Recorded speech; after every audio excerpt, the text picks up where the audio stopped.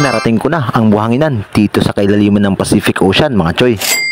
At eto na nga, ang kauna-unahang isda na bumungad sa atin. Walang iba kundi ang isdang silay kung tawagin dito sa amin. Eto na nga ang ating first catch sa araw na ito at eto pang kasama niya dumaan sa harap ko.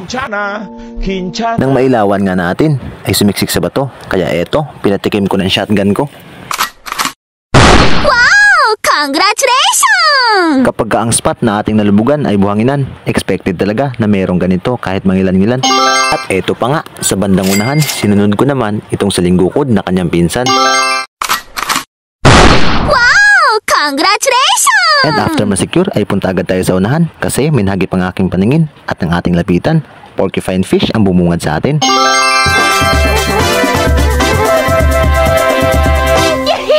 Pagtingala ko nga, ang aking paningin ay merong nahagip.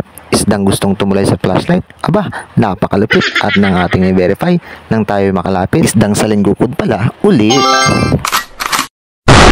I'm okay. I'm fine. Quinchana.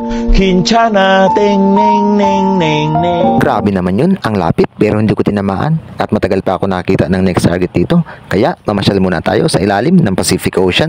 Hello, how are you? I am under the water. Please help me. Here too much raining.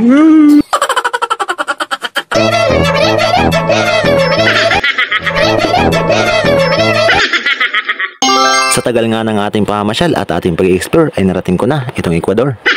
Grabe yun, pag nakasisid ka sa spot na ganito, akala mo, dulo na ng mundo. Kasi pag lumingon ka sa kaliwa, biglang putol at wala nang makikitang bato. Ang tawag ng iba sa ganitong klaseng spot ay kantilado. At kapag ka ganito, malamang merong lapo. Wow! Congratulations!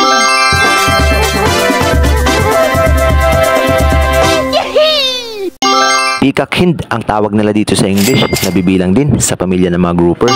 At sa aking pagbalik dito sa kailaliman ng Pacific Ocean ay sinalubong tayo ng Harlequin Sweet Lips.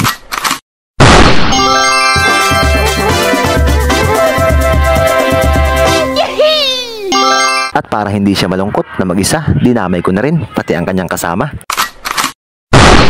Wow! Congratulations!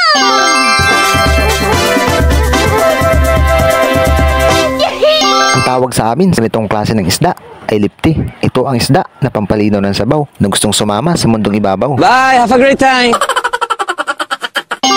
At sa di kalayuan ay nakakita ako ng school of fish, ang isdang walang kaliskis, catfish. Wow! Congratulations!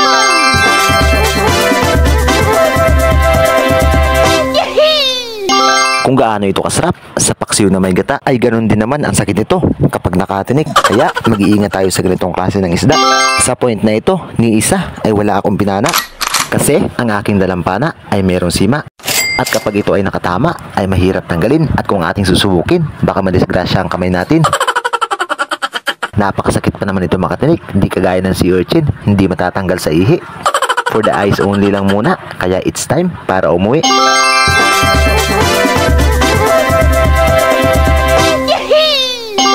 2 hours and 30 minutes lang yung duration ng ating battery. Kaya yung ibang huli natin, hindi na natin nakuha ng footage. Gaya nitong dalagang bukid, samaral, bite redfish, rabbit fish, at iba pa.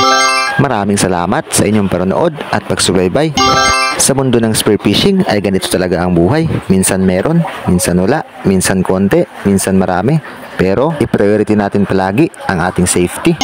Blessing na agad yung makauwi tayo ng walang casualty.